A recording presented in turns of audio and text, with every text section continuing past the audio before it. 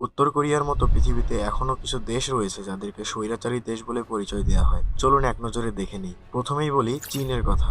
এই দেশ একদলীয় শাসনের দ্বারা চলে। এখানে সংখ্যালঘু উইঘুর মুসলিমদের উপর নির্যাতনের অভিযোগ রয়েছে এবং বাক স্বাধীনতা ও মত প্রকাশের উপর রয়েছে বাধা, এবং এই দেশের ইন্টারনেটের উপর রয়েছে কঠোর নিয়ন্ত্রণ। এরপর রাশিয়া। রাশিয়া দেশটি শুধুমাত্র পুতিনের নিয়ন্ত্রণে চলে। এই দেশের জনগণের উপর রয়েছে কঠোর নজরদারি এবং রয়েছে নির্বাচন ও বিরোধী দলের প্রতি পুতিনের নিয়ন্ত্রণ আর স্বাধীন সাংবাদিকতাতে বাধা। এরপর রয়েছে সৌদি আরব, যেখানে কোনো গণতান্ত্রিক প্রক্রিয়া নেই, রয়েছে শুধুমাত্র রাজ পরিবারের শাসন ও আরও রয়েছে বাক স্বাধীনতার অভাব এবং মহিলাদের অধিকার খুব সীমিত এখানে। তারপর রয়েছে ইরান। পুরো দেশটিতে চলে ধর্মীয় শাসন, কঠোর ইসলামিক আইন প্রয়োগ করা হয় এবং নারীর অধিকার সীমিত থেকে শুরু করে রয়েছে বিক্ষোভকারীদের উপর কঠোর ব্যবস্থা। এবং আরও দেশ রয়েছে যেমন তুর্কমেনিস্তান, ভেনেজুয়েলা, যেখানে রাষ্ট্রীয় নিয়ন্ত্রণ হচ্ছে গণমাধ্যম, যার ফলে